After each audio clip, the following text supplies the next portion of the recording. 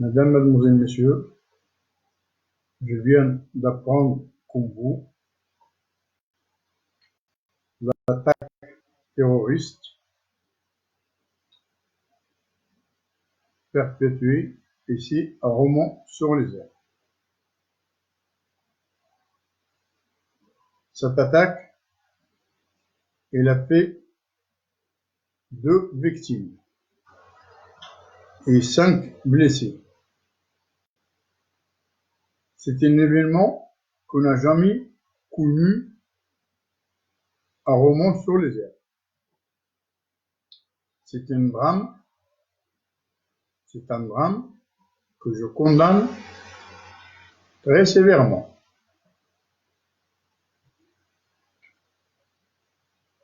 Depuis plusieurs années que je vis à Romans-sur-Isère, et nous avons toujours vécu en paix.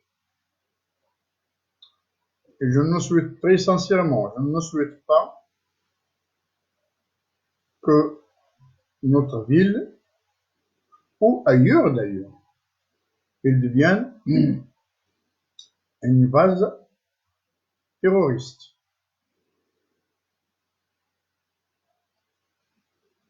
Cette personne qui a commis ce drame,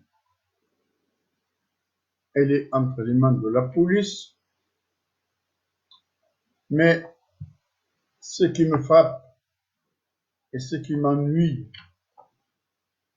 c'est que au moment où il allait s'arrêter, la police sont venus l'arrêter, il s'était mis à genoux, d'après les informations, et il a commencé à prier. Et je me pose la question, à prier pourquoi? Est-ce que Dieu lui a autorisé d'aller tuer les gens, les êtres humains, dans le Coran? Et je suis aussi musulman. Et dans le Coran, il dit Bismillahirrahmanirrahim. وَلَا تُقْتُلُوا نَفْسًا مَا حَرَّمَ اللَّهُ إِلَّا بِالْحَقِّ. Est-ce que c'est une raison de tuer les êtres humains sans raison? Je condamne très sévèrement ce monsieur qui ne mérite pas ce terroriste. Et je souhaite que chacun d'entre nous qu'il se met à la raison et qu'il réfléchit. Quelle que soit la difficulté qu'on peut avoir dans la vie. Et nous avons tous des difficultés. Même Monsieur le Président de la République, il a des difficultés. Et des graves difficultés. Avec cette virus qui tue. Le virus qui tue dans le monde. Et alors on n'a pas besoin des terroristes encore pour tuer.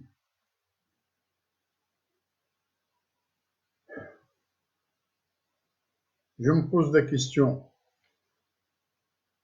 à ceux qui ont des difficultés. Engagez le dialogue. Et avec le dialogue, on arrive toujours à un bon résultat. Et s'il n'y a pas de dialogue, comment voulez-vous arriver à un résultat? La violence, ce n'est pas une idée favorable. Bien au contraire. Ce sont des idées, des extrémismes, des idées extrêmes. Et Romain, il n'a jamais été dans l'extrémisme. On a vécu. Et j'ai vécu avec les Romanais, avec les Valentinois, et fier d'être parmi les Valentinois, par les Romanais.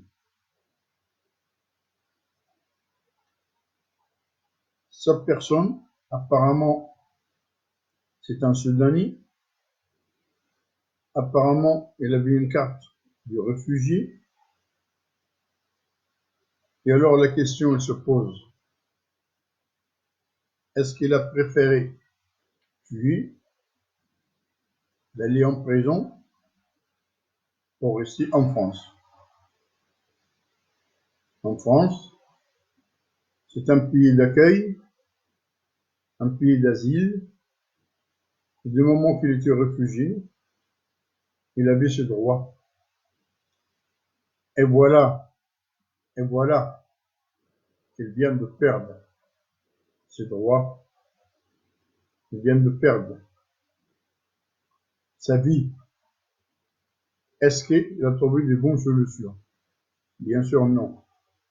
Bien sûr non.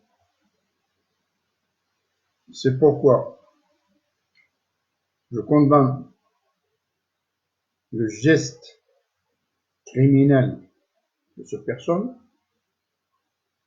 et j'invite chacun et chacune de ceux qui sont en difficulté, et nous sommes tous en difficulté,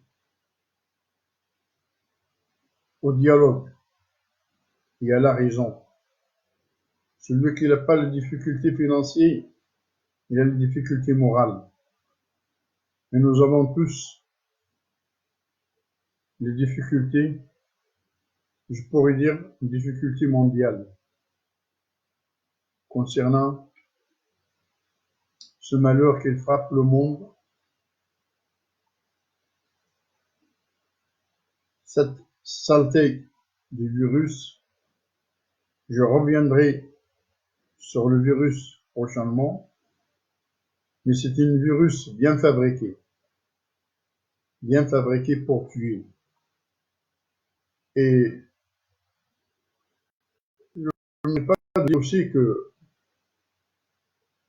ceux qui ont fabriqué ce virus et d'où ils viennent, je ne manquerai pas de leur dire qu'ils sont des terroristes.